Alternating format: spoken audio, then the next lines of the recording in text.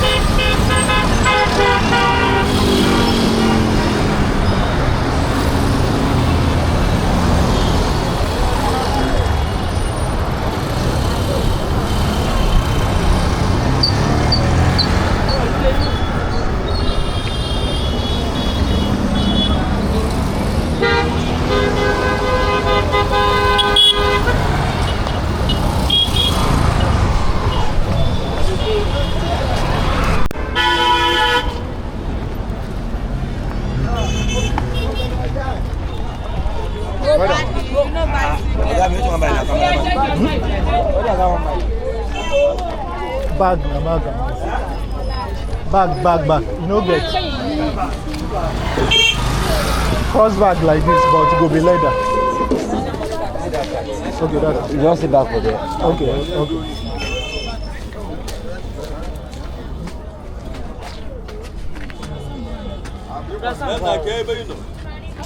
You know, get another one. Need me too on shoulder.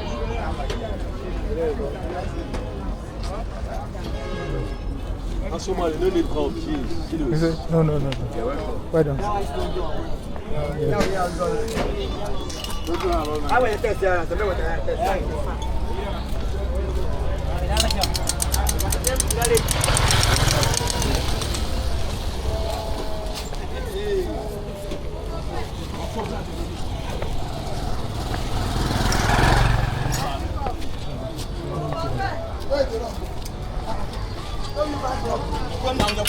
Okay, you know, get cross bag. Cross bag, but we be leather. Huh?